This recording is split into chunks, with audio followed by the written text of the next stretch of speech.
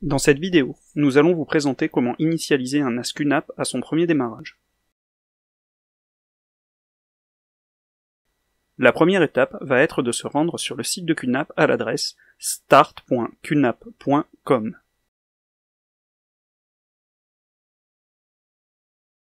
Vous allez devoir y sélectionner le modèle de votre NAS en fonction du nombre de baies dont il dispose. À la suite, vous trouverez des informations d'installation regroupées en 3 catégories.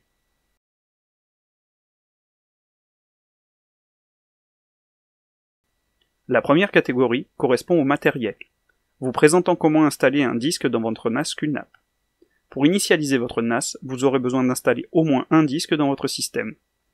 Une vidéo pour apprendre à le faire est disponible si la démonstration graphique ne vous convenait pas.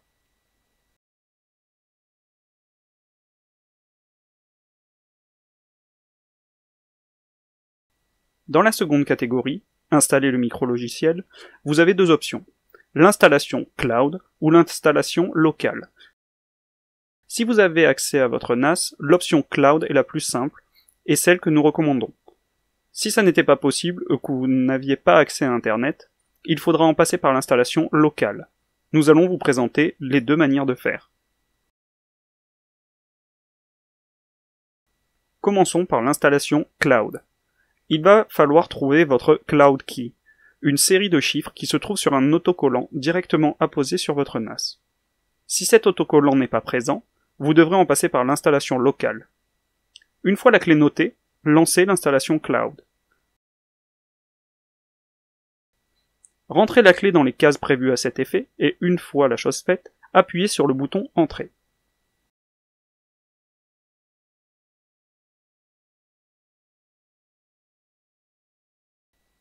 Dans la partie suivante, il va vous être demandé de vous connecter ou d'enregistrer un compte MyQNAP Cloud. La première fois que vous lancerez votre NAS, il faudra vous enregistrer. Faites bien attention à renseigner une adresse courriel correcte, puisque vous en aurez besoin pour valider votre compte. Si vous avez déjà créé un compte pour un autre NAS, vous n'avez qu'à rentrer vos courriels et mots de passe. Il est aussi possible de passer cette étape et de configurer le compte plus tard. Dans la section qui suit, tout ce que vous aurez à faire est d'appuyer sur le bouton Start, ce qui permettra au NAS de se connecter à Internet et de télécharger le dernier firmware et l'installer pour vous. Cette partie va vous guider dans une installation locale. Cette dernière n'oblige pas à être connecté à Internet, ni de récupérer la Cloud Key. Vous aurez besoin de l'utilitaire QFinder, qui est disponible pour Windows, Mac et GNU Linux, directement sur le site de QNAP, dans la section téléchargement. Récupérez une version correspondant à votre système d'exploitation et installez-la.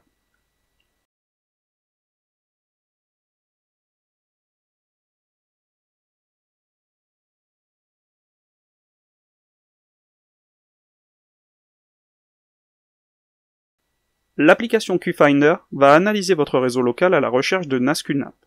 Si par hasard il n'arrivait pas à trouver le vôtre, il vous faudra vérifier les paramètres de sécurité de votre ordinateur, ou vous assurer que votre ordinateur est dans le même sous-réseau que votre NAS.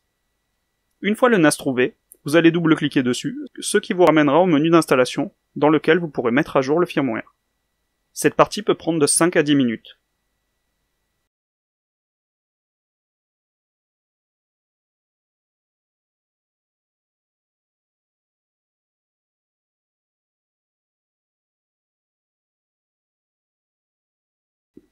Nous voilà maintenant dans la section où nous allons configurer le NAS, ce qui débute par un clic sur le bouton proposant de lancer le Smart Installation Guide.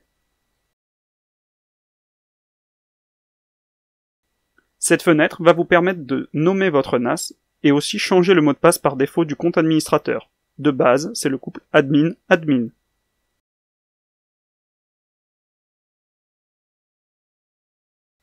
À la page suivante, configurez le fuseau horaire de votre pays de résidence et faites suivant. Ici, vous pourrez configurer les paramètres réseau du NAS. Vous pouvez le laisser en DHCP, ce qui lui permettra d'aller directement récupérer une adresse IP donnée par le routeur, solution que nous allons utiliser ici, ou définir une adresse statique en sélectionnant cette option et en remplissant les paramètres allant avec.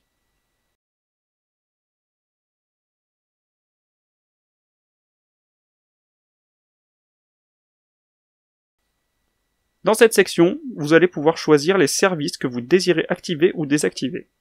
Lors d'une première installation, il est conseillé de tout laisser en l'état et si, à l'utilisation, vous vous rendez compte qu'un service ne vous est pas utile, vous pourrez le désactiver depuis les paramètres du système. Cette page va vous permettre de configurer le RAID de votre NAS. Le niveau de RAID disponible dépendra du nombre de disques installés dans votre système. Par exemple, si vous voulez un RAID 1, il vous faudra au minimum 2 disques. Et en les sélectionnant, ce type de RAID vous sera proposé. On trouve aussi d'autres options, permettant de chiffrer vos données en les protégeant par mot de passe, ou d'analyser les secteurs défectueux, ce que l'on ne fera pas ici puisque notre disque est neuf.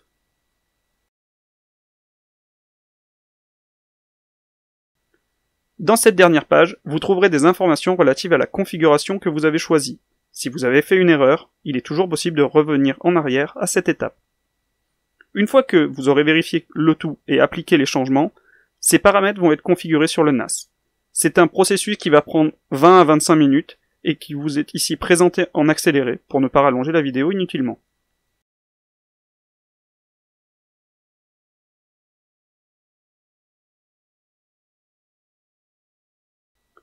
Une fois les paramètres installés sur le NAS, vous arrivez sur une page vous indiquant que l'installation est complète et vous trouverez un bouton vous permettant de vous connecter et de vous enregistrer sur QTS. En appuyant dessus, une nouvelle page va être ouverte sur votre navigateur, pointant vers l'adresse IP de votre NAS. Une fois connecté avec le compte admin, qui a par défaut le mot de passe admin sauf si vous l'avez changé, vous serez accueilli par un écran de bienvenue qui vous proposera de vous présenter votre NAS et ses fonctionnalités. Une fois arrivé ici, votre NAS est prêt à l'emploi.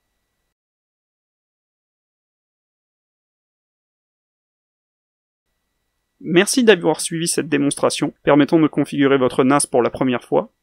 Les 3 vidéos proposées à l'écran visent à vous assister dans le transfert de données sur votre NAS depuis votre système d'exploitation.